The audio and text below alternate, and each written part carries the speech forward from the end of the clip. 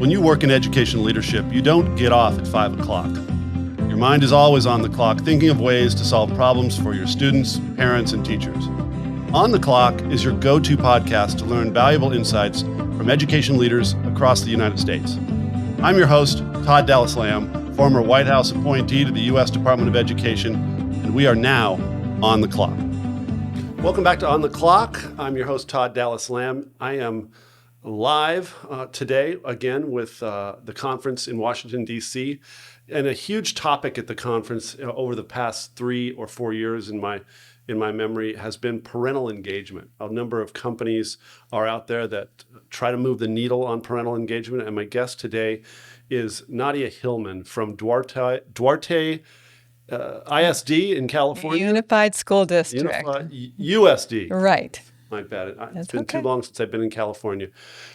Thank you for coming on the show. Absolutely. And we wanted to dive into what you guys are doing in Duarte to move the needle on parental engagement. I'll just give you a couple quick thoughts to get us going. I was at a conference about 2 years ago, and somebody was speaking. I don't even remember who. And he opened up by saying, short of having two loving parents in the home, the next best thing, and I don't even remember, Nadia, what the hell he said was the next best thing, because I was so stuck on the premise of that original statement. Two loving parents in the home. And, I then just this week heard that within just white students in America, 40% of them are in a single family home. And you think about how hard it must be to engage even two parents sometimes. My wife and I had to juggle that ourselves, but when it's just a single parent, worrying about school is maybe lower on the agenda than perhaps just making money and putting a roof over kids' heads. So this is really tough stuff, isn't it? It certainly is, and it's a challenge that all of us as educators and as leaders and as individuals and folks who really have their eye on the outcomes for our youth know that the critical component is not just what we're doing in schools, but it's that connection between the home and the school. And our best successes happen when what's happening at school and what the expectations of the family at home are on the same thing, the same vision for what they want for students. We all want students to be successful. Parents want to be students successful, no matter how busy they are, no matter what their background is. But I will also question and wonder all the time about what does really parent engagement look like? Yeah. From a parent's perspective, we think we know what's parent engagement is, but from a parent's perspective, when is it really happening? We have lots of activities. We're not unique in the things that we do, including parent classes and student conferences and ways to connect directly with teachers and principals and providing additional supports to families through our Community Schools Initiative. There's a host of different things that we have going on, but that is the critical component of trying to define exactly what that needs to look like for a parent to feel engaged and to have an expectation that the school is doing everything that they can to support their child. I have a friend who's a superintendent. Previously, before his current position, he was in a district in New Jersey where 80% of his families and students were Asian. His problem was the parents were asking for the books during the summer prior to the school year. That's family engagement. Maybe even to some excessive pain for the superintendent and the people that have to get that all together. That's an outlier. You're in Duarte, it's in LA. I'm guessing, I always hear superintendents talk about how many languages are spoken in their district. I'm guessing you have a pretty good number. We have about 30 languages spoken, but I will say the predominant language for our families is Spanish. In the San Gabriel Valley where we're situated, however, we have a very growing population of different Asian families. I have worked in another district, a neighboring district that's precisely that you were talking about. It was mostly Chinese families who really drove a lot of what was happening at the school district level. Right. To a degree that has great outcomes for kids. So those students typically are coming in the door with significantly well prepared. In fact, maybe that doesn't even need to be there, I would venture to say as well. Yep.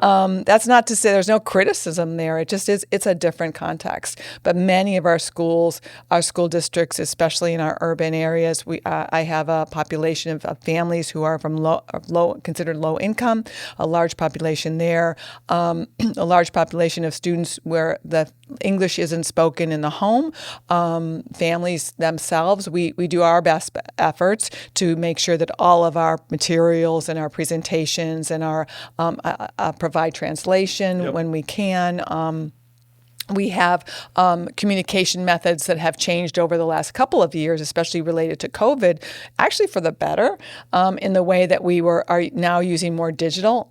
Better is probably the wrong word to use, but different and more innovative. So using more digital means of communications. Walk me through that. When you say digital, does that mean going to their phone directly? Yeah, it would. I mean, typically we would, maybe prior to COVID, in the last maybe 10, 20 years ago, you would be sending home flyers. Then it's email, right? Yep. And then it became the realization that everybody, for the most part, has a phone. Yep. And they may not have a desktop computer at home, or they may not have that whole capability, but having a phone, and not necessarily email, but providing text a way for families to receive messages on their phone via text, being able to message teachers directly through Parent Square. We utilize that as a tool. That has really been a tool that our parents really appreciate because there's that kind of direct connection.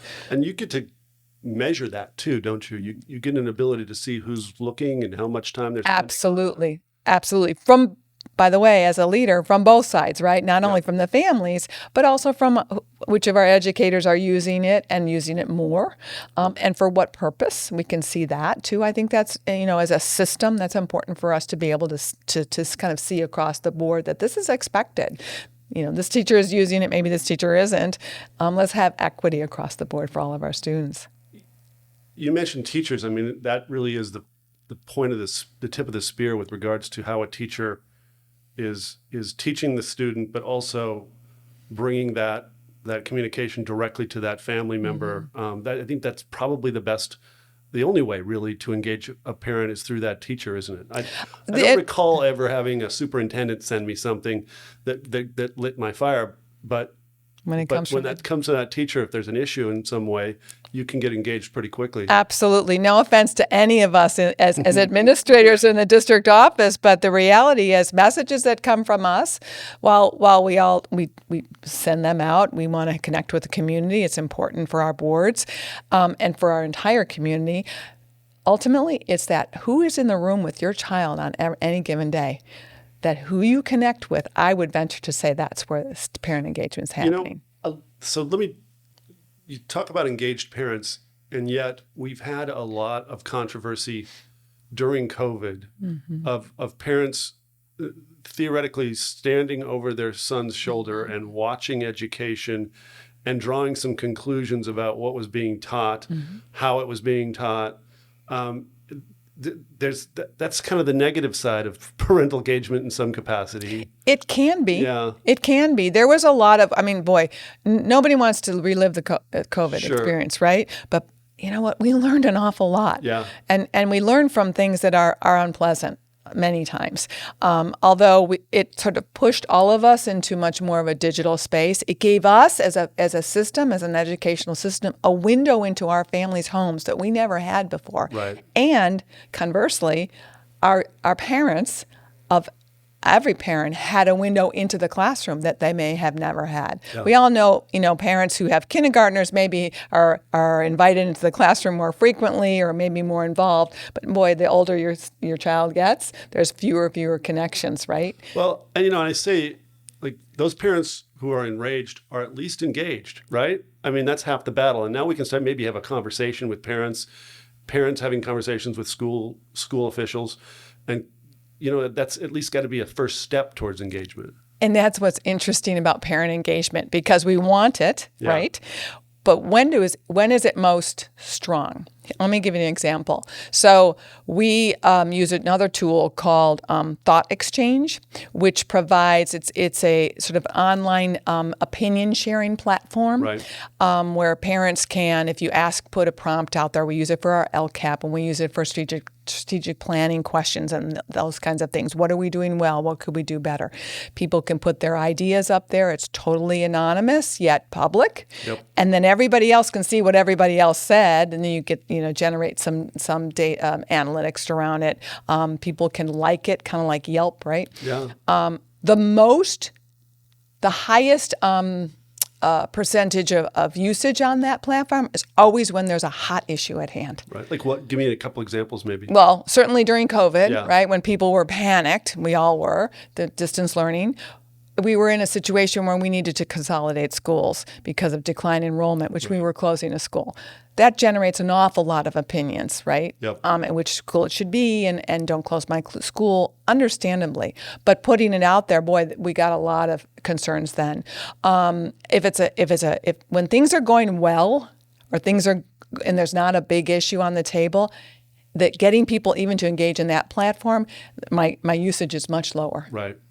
This year particularly, it was interesting. It was like it dropped down, and then I thought, I think it has to do with the fact that there's no hotbed issue, that we weren't in a situation where we were having teacher layoffs or employee layoffs, something like that. When there's something that generates a lot of emotion around it, then there's a lot more what we would call engagement. So when we say, that's why I started this whole conversation saying, what do we mean when we say engagement? Yes, we want parents to be our partners. Yep. And we also have to recognize that engagement comes with maybe some thoughts or ideas or emotions that maybe a system needs to hear, and it can be difficult and challenging at times. Well, I think it's really easy to get into a bubble in a school district, right? You're beholden to a board. You're beholden to the students. You're beholden to a notion of academic achievement, and historically, we've only just praised our schools. We've never criticized them. And I think it's probably is healthy to have these parents peeking in a little bit more and giving you their thoughts and responding to them.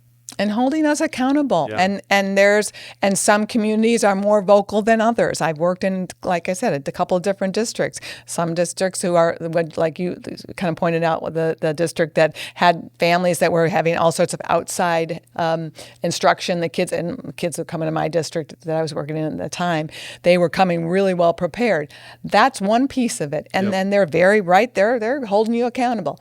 And then other communities, there's a much more of there's not that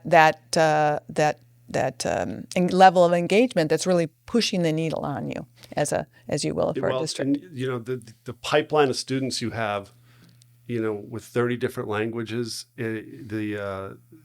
having to understand maybe even how to communicate to some groups versus a different way that might be more effective. That is a big, big challenge. Well, thank you so much for being on the show. I know you have a hard stop that you got to get out to for the next phase of the conference. Have a great rest of your time here in Washington, D.C. I hope you go see a museum, and good luck back in Duarte when you get back to school this fall. Will do. Thank you. Thank you very much. Thank you for listening. If you enjoyed this conversation, subscribe to our YouTube channel and find us on your favorite podcast platform. On the Clock is part of the Strategos Podcast Network. To view the entire lineup of shows, please visit us at strategosgroup.com. See you next time.